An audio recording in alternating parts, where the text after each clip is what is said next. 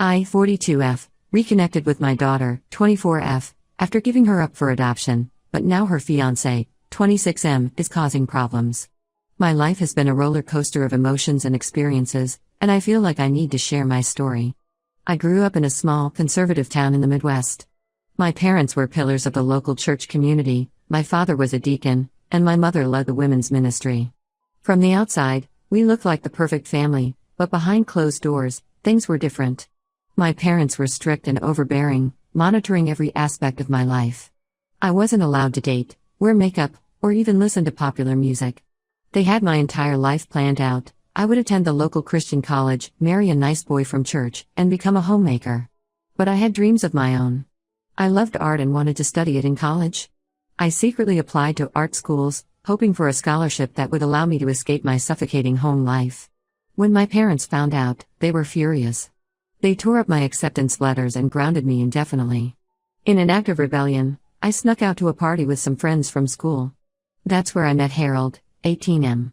He was charming, older, and seemed to understand me in a way no one else did. We started dating in secret, and for the first time in my life, I felt truly seen and appreciated. One night, about 3 months into our relationship, Harold convinced me to sneak out to a bonfire party in the woods. There was alcohol, which I'd never had before. I got drunk for the first time, and Harold and I ended up having sex. It was my first time, and I was too naive to insist on protection. A few weeks later, I missed my period. I was terrified but managed to buy a pregnancy test without my parents knowing. When it came back positive, my world shattered. I told Harold, hoping he would support me, but he panicked. He accused me of trying to trap him, said the baby probably wasn't even his, and blocked my number. Just like that, he was gone. I was alone, scared, and pregnant at 17. I knew I couldn't hide it from my parents forever, so I gathered my courage and told them. Their reaction was even worse than I'd feared. My father called me a whore and said I had brought shame on the family. My mother cried and wailed about what the church community would think. They wanted me to have an abortion, despite it going against their religious beliefs, just to avoid the scandal. When I refused, they became cruel. They pulled me out of school, telling everyone I was being homeschooled. In reality, they kept me locked in the house, hidden away like a dirty secret. They constantly berated me, telling me I had ruined my life and theirs. My mother force-fed me herbs that she said would cleanse me, making me violently ill. My father quoted Bible verses about the sins of the flesh and made me pray for hours on my knees. As my pregnancy progressed, I sank into a deep depression. I felt utterly alone and hopeless. But then, something changed. I started to feel the baby move, and a fierce love and protectiveness washed over me. I knew I couldn't raise a child in this toxic environment, but I also knew I wanted this baby to have a chance at a good life. I started secretly researching adoption agencies, using the ancient desktop computer in our basement when my parents were asleep. That's how I found out about open adoption. The idea that I could give my baby a loving home while still maintaining some connection felt like a lifeline. I managed to contact an adoption agency without my parents knowing. They put me in touch with a couple, Sarah and Michael, who were looking to adopt. We started exchanging emails, and I was immediately struck by their kindness and understanding. They didn't judge me for my situation, they just wanted to provide a loving home for a child. When I went into labor, my parents reluctantly took me to the hospital. They didn't want to, but they were more afraid of the scandal if something went wrong with the home birth. Sarah and Michael were there, and their support got me through the grueling 18-hour labor. When my daughter was born, I held her for a few precious moments before handing her to her adoptive parents. It was the hardest thing I've ever done, but I knew it was the right choice. After the adoption, I couldn't bear to stay with my parents any longer. The day I was released from the hospital, I packed a bag and left. I had saved up some money from babysitting jobs over the years, which was enough to buy a bus ticket to the nearest big city. Those first few years on my own were incredibly tough. I worked multiple minimum wage jobs just to afford a tiny studio apartment. I got my GED and started taking community college classes at night. It was exhausting, but the thought of building a better life for myself kept me going. I threw myself into my studies and eventually earned a scholarship to finish my degree at a state university. I majored in marketing, figuring it was a practical way to apply my creative skills. After graduation, I landed an entry-level job at a small advertising agency. Over the years, I worked my way up in the industry. There were setbacks and challenges, but I was determined to succeed. Now, at 42, I'm a senior marketing executive at a large firm. I have a comfortable life, but it's been lonely. The trauma from my teen years made it hard for me to trust people, especially men. I've had a few short-term relationships, but nothing lasting. Throughout it all, I thought about the daughter I had given up. Sarah and Michael sent me updates and photos every year as we had agreed. I treasured each one, watching from afar as my little girl grew into a young woman. I left a letter for her with the adoption agency, to be given to her on her 18th birthday if she wanted it. It explained the circumstances of her adoption and left the door open for contact if she ever wanted it. Her 18th birthday came and went with no word. I tried not to take it personally. I knew she might need more time or simply not be interested in connecting. Still, it hurt. Then, about 2 years ago, I got an email that changed everything. It was from my daughter, Eleanor, 24F. She explained that her adoptive parents had given her my letter on her 18th birthday, but she hadn't felt ready to reach out until now. She said she'd like to meet if I was open to it. I was overjoyed but also terrified. What if she hated me? What if we had nothing in common? Despite my fears, I agreed to meet her for coffee. That first meeting was awkward but went better than I could have hoped. Eleanor was smart, kind, and understanding about the circumstances of her adoption. We started slowly, meeting every few weeks to get to know each other. Over time, we developed a close relationship. I even got to know Sarah and Michael, who turned out to be wonderful people. They had raised Eleanor with love and had always been open with her about her adoption. Eleanor works as an elementary school teacher and has a passion for art, a trait I like to think she inherited from me. She's talented and creative in ways that amaze me. Reconnecting with her filled a hole in my life I didn't even realize was there. For the first time, I felt like I had a real family. About 6 months ago, Eleanor told me she had started dating someone new, a guy named Derek, 26M, who she met through mutual friends. I was happy for her, but something about Derek rubbed me the wrong way from the start. He seemed controlling and possessive, always hovering around Eleanor when we spent time together. I tried to give him the benefit of the doubt at first. I told myself I was just being overprotective because I'd missed out on so much of Eleanor's life. But as time went on, Derek's behavior became more concerning. He constantly put down Eleanor's career choice, saying teaching was a waste of her potential and that she should find a higher-paying job. He criticized her artwork and discouraged her from pursuing it as anything more than a hobby. Whenever Eleanor and I made plans together, Derek would find a way to tag along uninvited. The real red flag came when Eleanor mentioned she was thinking of going back to school for her master's degree.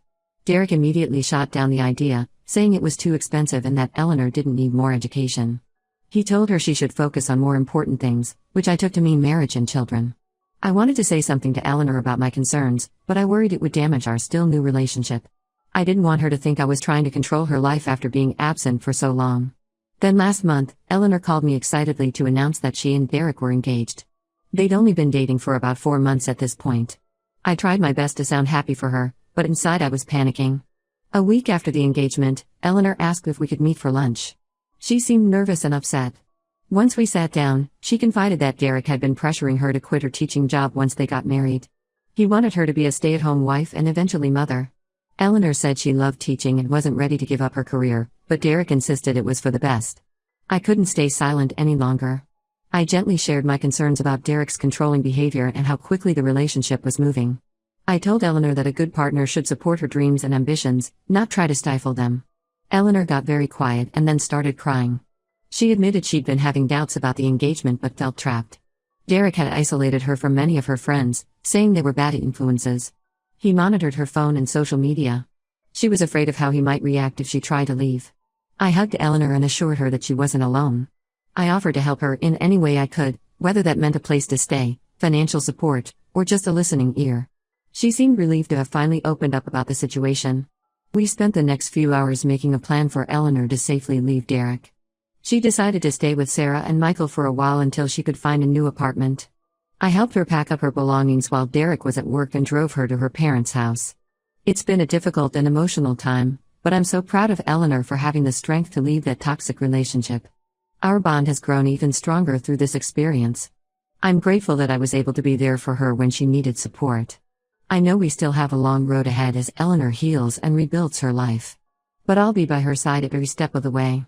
After missing out on so much of her life, I'm determined to make up for lost time and be the mother she deserves. Update 1. It's been about 2 months since Eleanor left Derek, and I wanted to give an update on how things are going. The first few weeks were really tough. Derek didn't take the breakup well at all. He bombarded Eleanor with calls and texts, alternating between begging her to come back and making angry threats.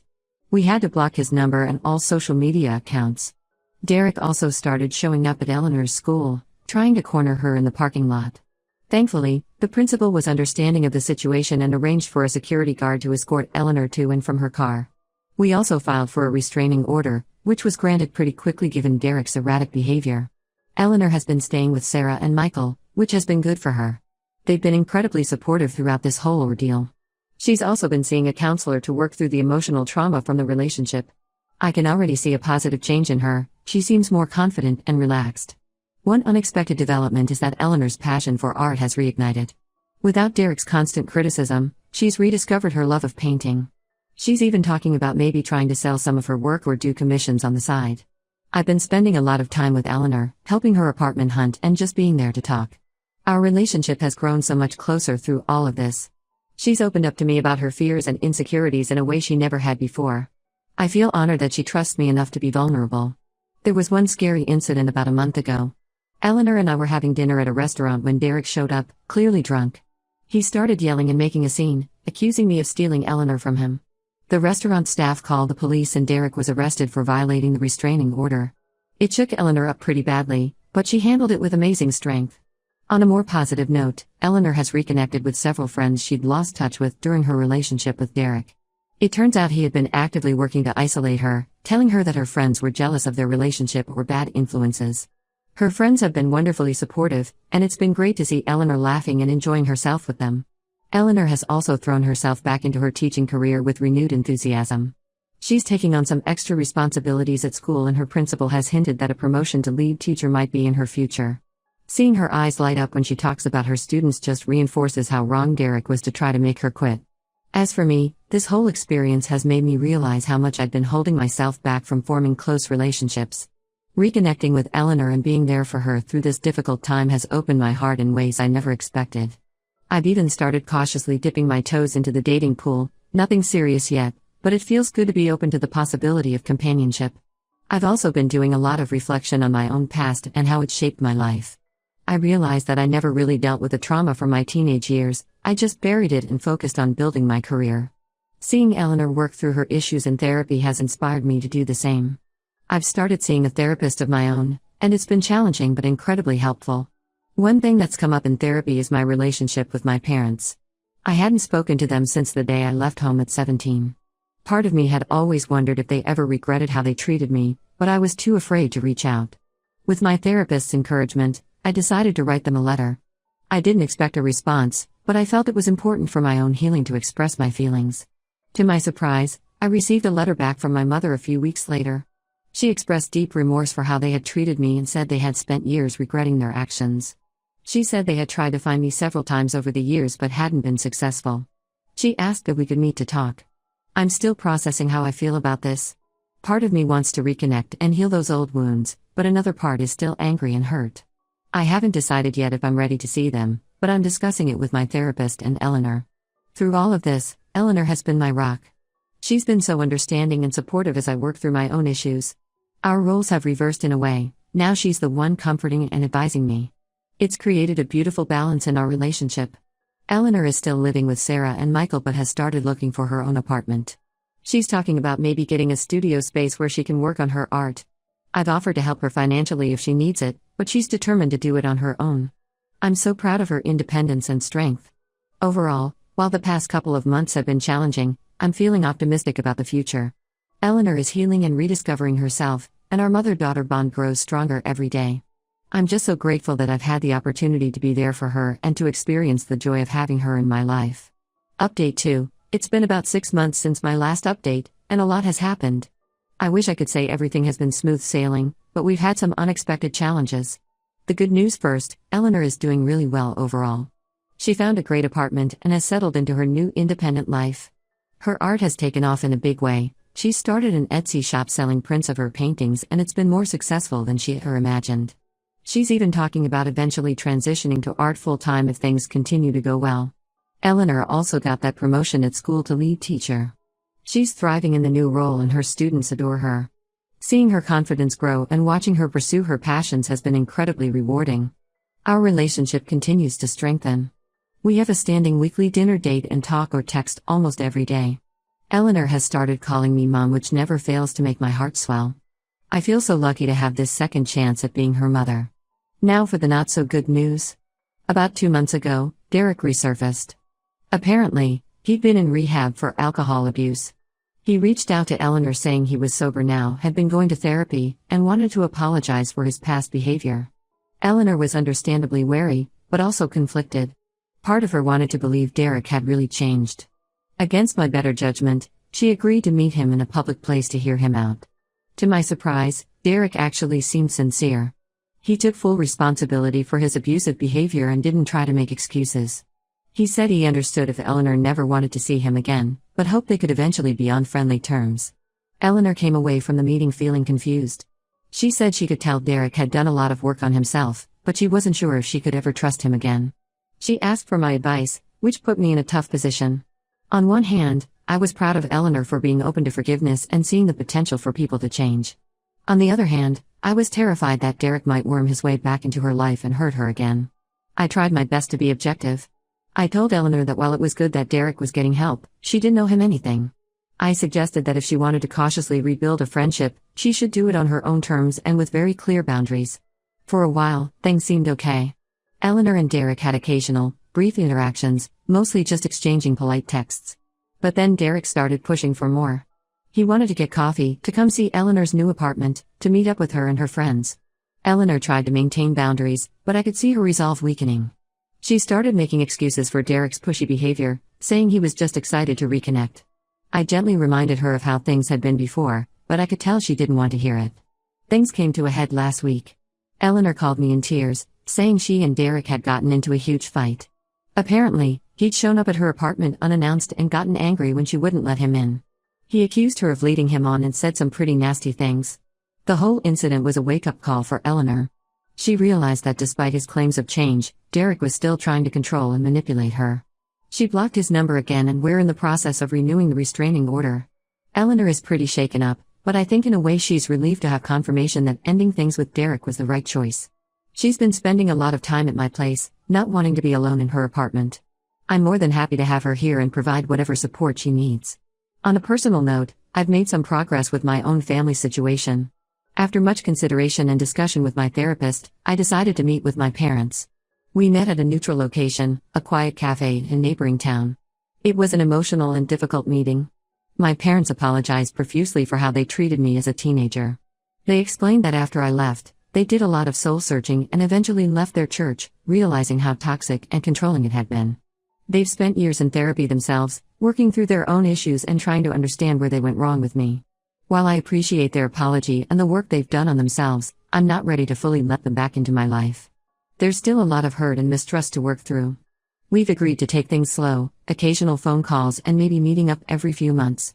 I told them about Eleanor, which was a bittersweet moment. They were thrilled to learn they have a granddaughter but devastated to realize how much they've missed out on. I'm not ready for them to meet Eleanor yet, but I've left that door open for the future if everyone feels comfortable with it. This experience has reinforced for both Eleanor and me the importance of trusting our instincts and maintaining strong boundaries. While it's been a difficult few weeks, I'm confident that we'll come through this stronger than ever. And we'll do it together, supporting each other every step of the way. Update 3. It's been about a year since my last update, and I'm happy to report that things have finally settled into a much more positive rhythm for Eleanor and me. After the incident with Derek showing up at her apartment, Eleanor decided she needed a fresh start. She found a job opportunity teaching art at a school in a city about 2 hours away.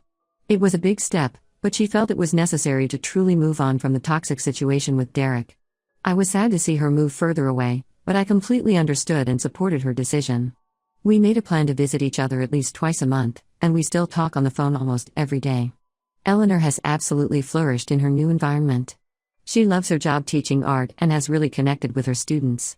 Her own art career has taken off as well. She had her first gallery showing a few months ago and sold several pieces. Seeing her beaming with pride as she showed me around the gallery was one of the happiest moments of my life. As for me, I've made some big changes too. Eleanor's courage in starting fresh inspired me to shake things up in my own life. I've been feeling stuck in my marketing job for a while, so I decided to take early retirement and pursue some passions I'd been putting off. I've started volunteering at a local women's shelter, helping women who are leaving abusive relationships. My experience supporting Eleanor through her situation with Derek made me realize I had a lot to offer in this area. It's been incredibly rewarding work. I've also started taking art classes, partly to have something to share with Eleanor, but I've discovered I really enjoy it for its own sake. I'm not nearly as talented as she is, but it's fun and relaxing. Eleanor gets a kick out of critiquing my amateur efforts. My relationship with my parents has continued to slowly improve. We've had a few more meetings and regular phone calls. While we'll never have the close relationship we might have had without our painful history, we've reached a place of understanding and forgiveness. They've even met Eleanor a couple of times, which went better than I expected. Eleanor came to visit last weekend and we had a wonderful time. We went to an art museum, cooked dinner together, and stayed up late just talking and laughing.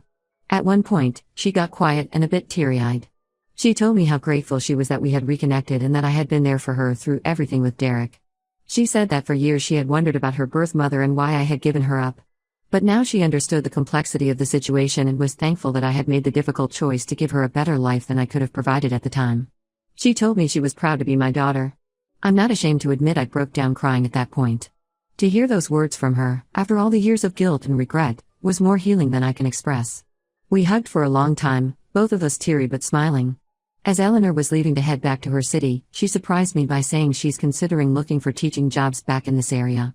She said she misses being close to me and wants us to be able to spend more time together. Nothing is decided yet, but just the fact that she's thinking about it means the world to me.